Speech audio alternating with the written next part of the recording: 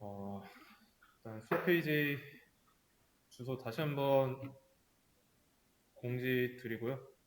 수업 페이지 열어 놓은 채로 여러분들이 이제 수업 들어오시면 해야 될 거를 좀 간단하게 알려드리는 겁니다. 수업 페이지 열어 두고 프로그래밍 기초에서 맨 밑에 있는 REPL 하나 열고 이름은 뭐 건들지 마시고요. 템플릿 자바 선택되어 있을 거니까 이 버튼 하나만 눌러주시면 됩니다. 기본 코드랑 나오는 그 초록색 글씨 있죠? 나중에 설명할 건데 이게 주석이라고요. 주석. 간단하게 자바에서 주석 표시하는 방법은 문장 앞에다가 슬래시 두 개를 연속으로 입력하면 됩니다.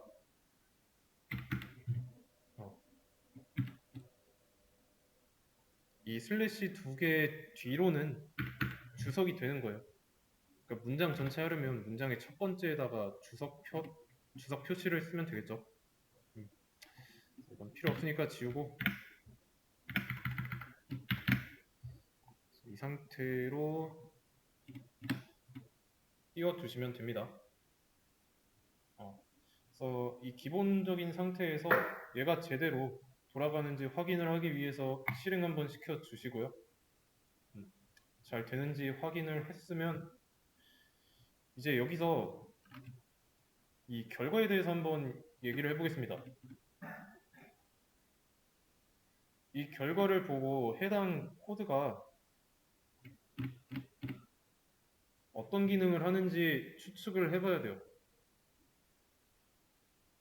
이 과정이 되게 중요합니다.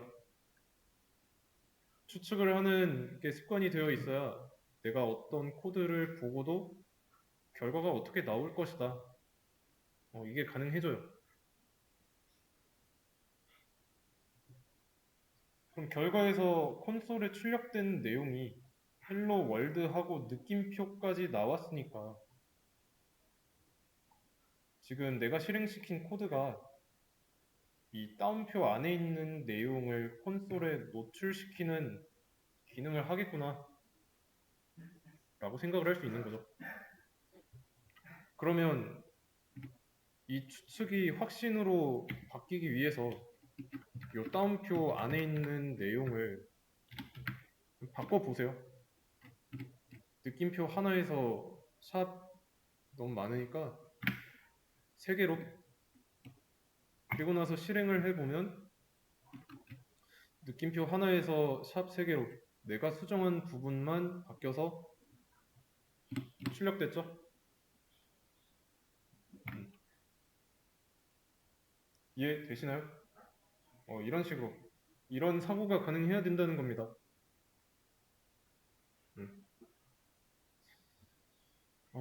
그리고 중요한 거, 파일 이름이 메인이에요.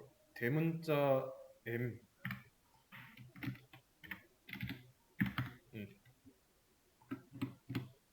그리고 여기 보시면 뭐 퍼블릭 클래스 어쩌고 있는데 이 퍼블릭은 지금은 안 중요하고 이 클래스 뒤에 나와 있는 얘 이름도 대문자 M인 메인이죠.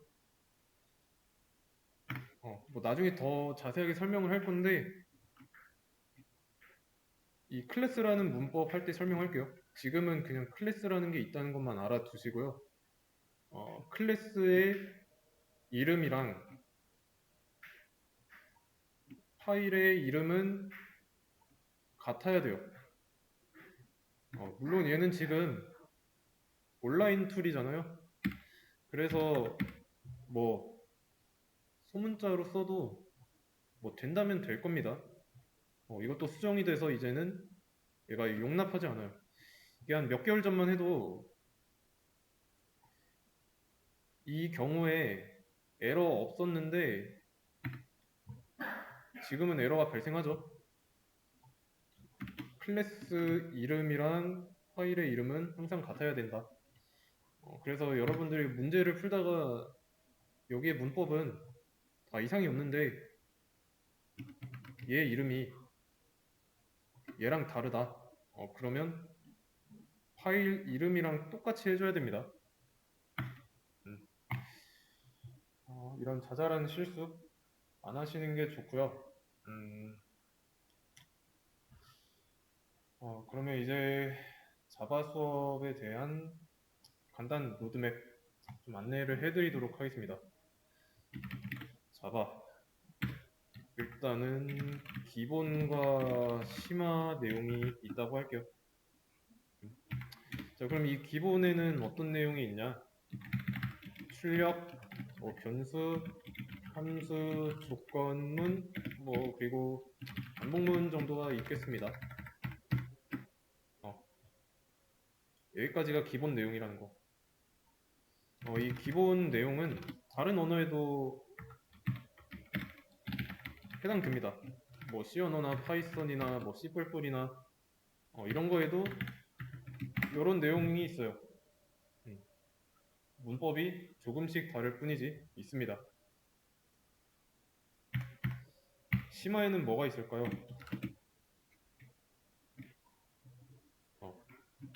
우리가 지금 배우는 언어가 자바잖아요. 자바. 자바 무슨 언어예요? 얘는 객체 지향 언어입니다.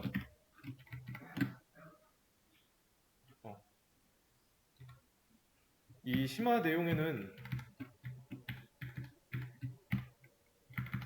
객체 지향 언어가 가지는 그 특징이 있다고 보시면 돼요.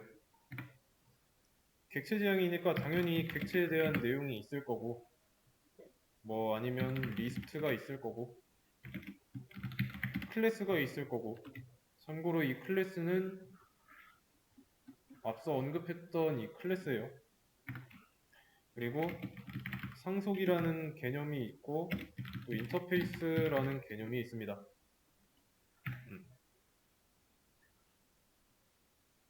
자, 이거 어떻게 진행할 거냐면 기본에다가 조금 투자를 많이 할 겁니다. 얘네들이 돼야 이 내용이 이해가 돼요. 물론 개념 말고 코드로.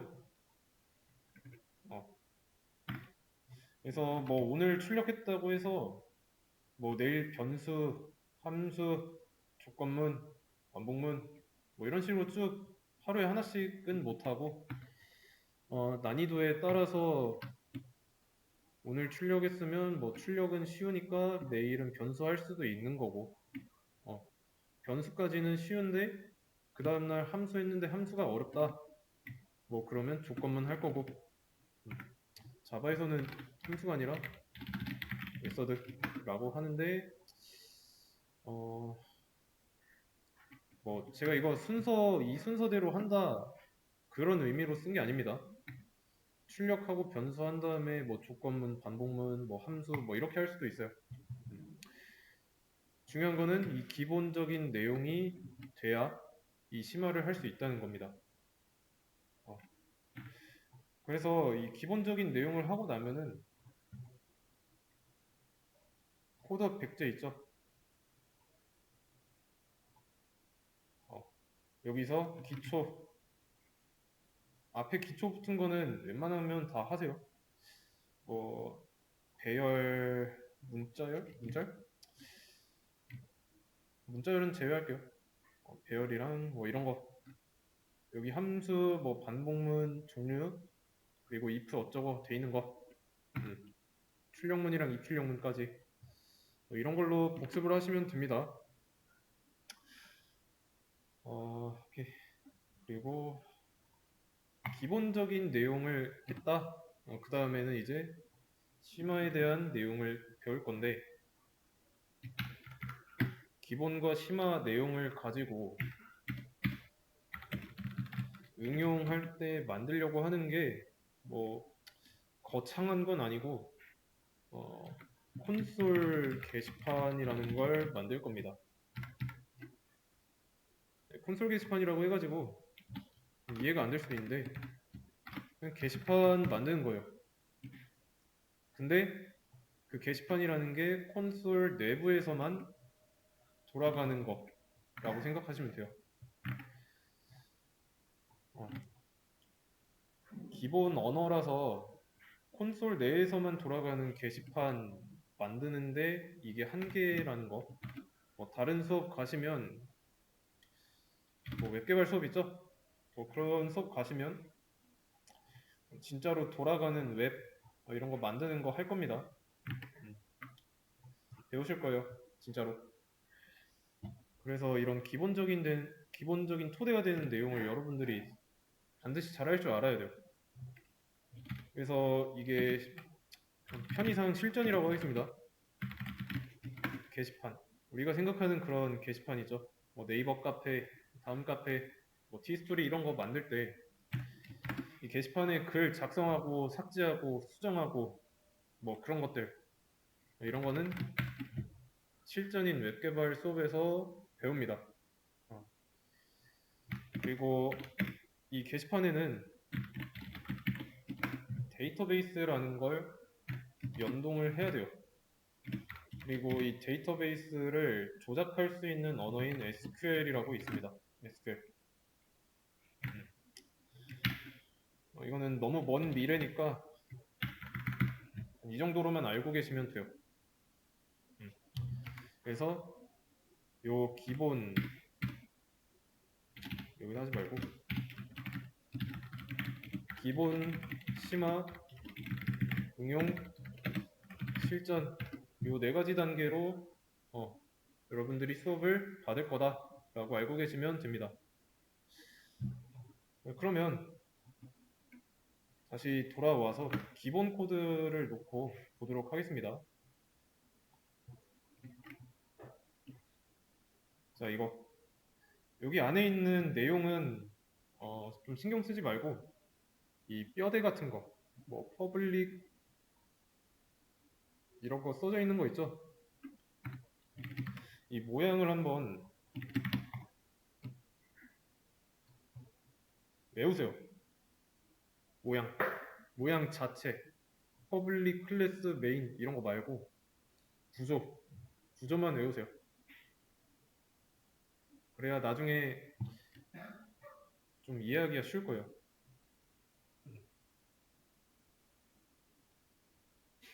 자, 그러면 제가 구조를 외우라고 했잖아요.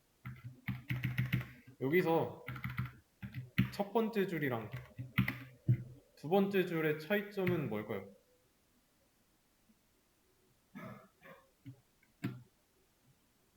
구조적인 측면에서 차이점을 보세요.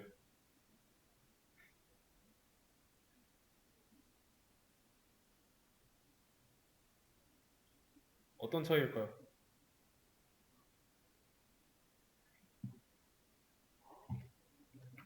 구조.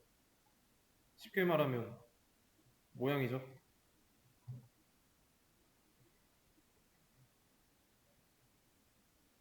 첫 번째 줄은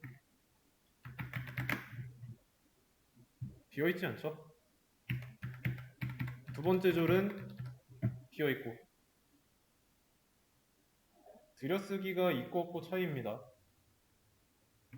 그래서 이 들여쓰기를 뭐라고 하냐면 아까 REPL 초반 설정할 때 제가 똑같이 하라고 한 거 있었죠? 인덴트 들여쓰기를 인덴테이션이라고 해요. 인덴테이션 설정에 다시 보시면 들여쓰기 사이즈를 스페이스바 2번으로 설정한 겁니다.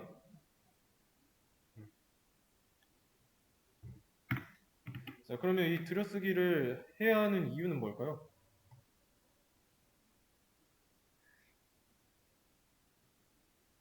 언제 해야 되고 해야 되는 이유.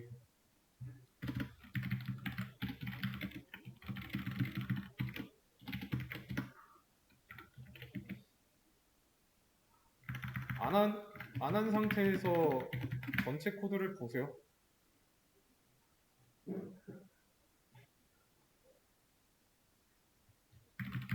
이거는 가독성의 문제입니다. 가독성. 자, 그러면 들여쓰기 언제 해야 하나? 언제 해야 될까요? 다시 원래대로 돌려놨습니다. 들여쓰기 언제 해야 될까요?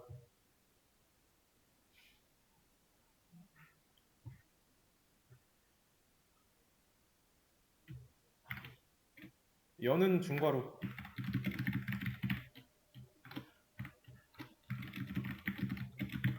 여는 중괄호가 나올 때마다 엔터를 친 다음에 들여쓰기를 해주면 됩니다.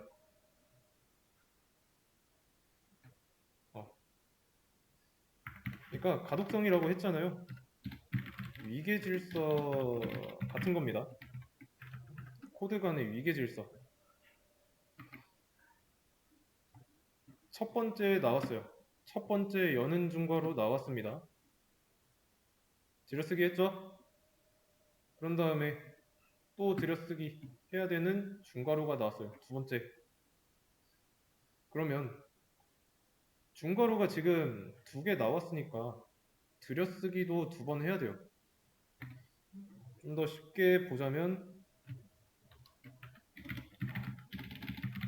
들여쓰기 횟수는 어떻게 되나?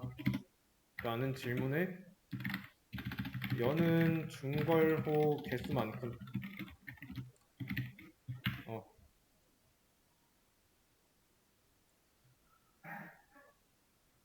여기서 확인하시면 이 줄 보이세요? 이 줄 이렇게 희미하게 되어 있죠? 요 한 칸 이 간격만큼이 들여쓰기 한 번입니다. 그리고 여기도 들여쓰기 한 번. 그러니까 이 문장이 나올 때 중괄호가 두 개가 있었으니까 들여쓰기가 두 번 된 거죠. 그래서 가독성 때문에 들여쓰기는 지켜야 됩니다. 이 가독성이라는 게 자바에서는 문법으로 작용하지는 않지만 여러분들이 나중에 실전에서 뭐 프로젝트를 같이 한다. 여러분 혼자만 코드를 보는 게 아니기 때문에 가독성은 매우 중요한 요소입니다. 그러면 이 들여쓰기가 문법인 언어는 파이썬이에요.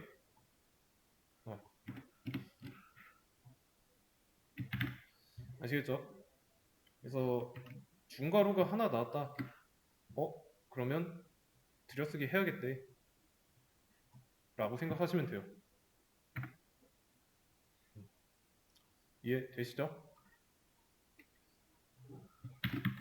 그러면 문제를 한번 내자면 자, 첫 번째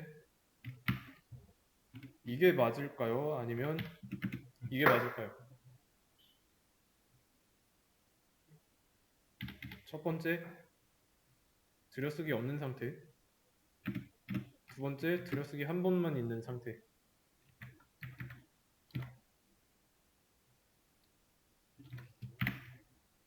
이 문장의 위계를 한번 생각해 보세요. 제가 가독성은 위계 질서라고 했죠. 이 문장의 위계는 얘가 어디에 포함되어 있는지 보시면 됩니다. 얘는 이 중괄호 안에 있죠. 그리고 이 중괄호를 끼고 있는 얘네들은 이 중괄호 안에 있고, 그러니까 둘 다 정답은 아니라는 겁니다. 들여쓰기를 한 번 더 해야 돼요. 아시죠? 그리고 자, 출력을 할 때 수업 페이지에 보시면 출력이라는 게 화면에 노출이라고 되어 있는데 이 화면은 콘솔을 의미합니다. 그리고 그 화면이라고 하는 거는 system.out 여기 s는 대문자 s를 써야 돼요. 이렇게 나타내고 println이라는 메서드 쉽게 말하면 함수를 이용해서 출력을 하는 겁니다.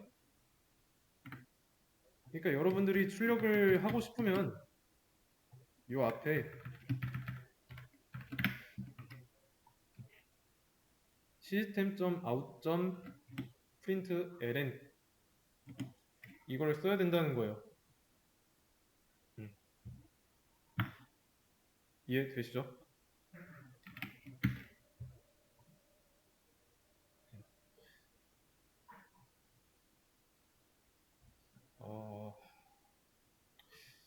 그러면 출력을 하는 방법을 알려드렸으니까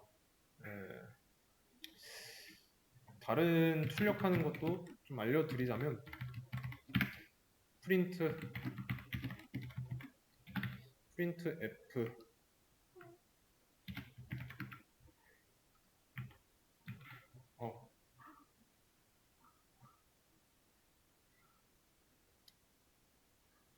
이렇게 해도 출력은 되죠.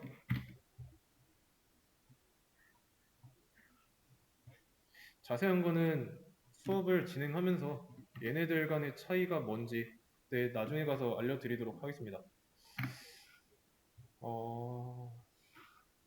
그리고 들여쓰기 관련해서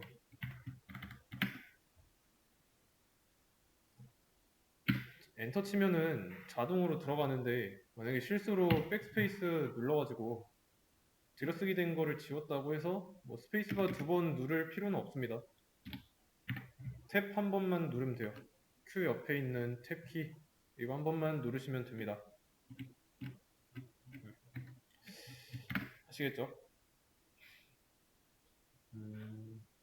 그 다음에 그러면 이제 수업 페이지에 있는 문제 푸는 시간을 좀 드리도록 하겠습니다.